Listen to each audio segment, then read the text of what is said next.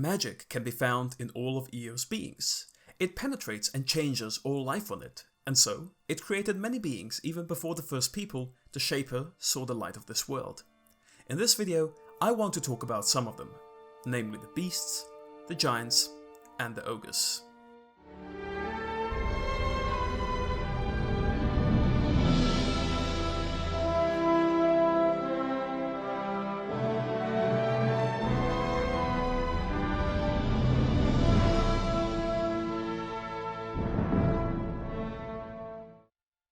Let's start with the beasts first, as they are the most numerous group.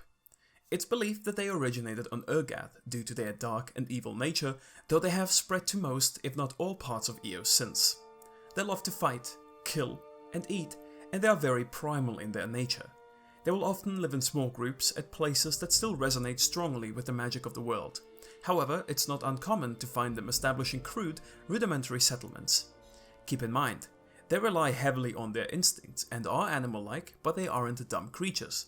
They will know how to fortify themselves should the need for it arise, and there are even cases where they followed the lead of barbarian humans, for example. With that being said, their goals will never to conquer their enemies. They simply live life one day at a time, indulging in what they know best: to fight. Similar to the beasts are the Minotaurs. Though both enjoy to plunder and fight, the Minotaurs have their origin in the Southlands of Xu. The Circle believed them to have served the Shapers, as the Minotaur used a form of writing that's somewhat similar to what the Shapers had used. And unlike the beasts, the Minotaur developed a sense of culture around it, proudly telling stories and songs of their ancestors. They may have even become a proper race had the renegades not chosen Xu to create the Dark Races. The Minotaurs quickly became overwhelmed by them, and they were forced to serve the Dark Ones during the War of the Six Races, which is when they found their way to Fiora. Later, during the Convocation Wars, they were used by the Circle to bolster their armies, but today they often live in remote locations, together with the beasts due to their similar nature.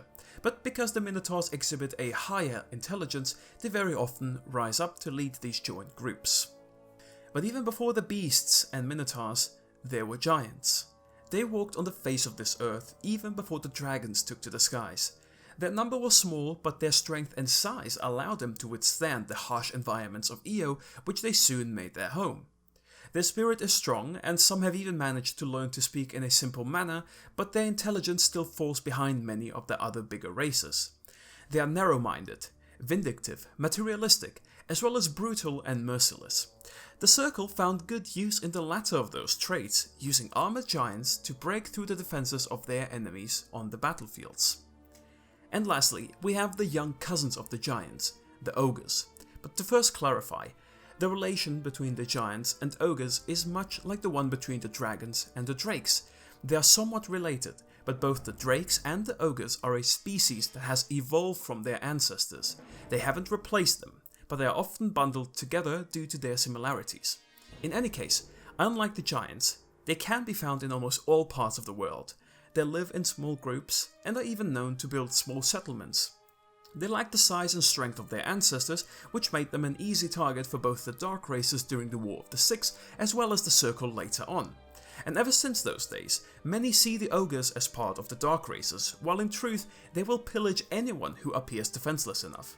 And in this regard, the skills in battle, as well as the magic they learned while serving the Dark Ones, proved to be very handy tools for them. And those would be but some of the ancient races we have on Eo. I've already covered the Skirk, and I will cover some others in the future, but I want to know what you think. Which of them is your favorite, and why? Let me know in the comments. And with that, thank you for watching, and I'll see you soon. Bye!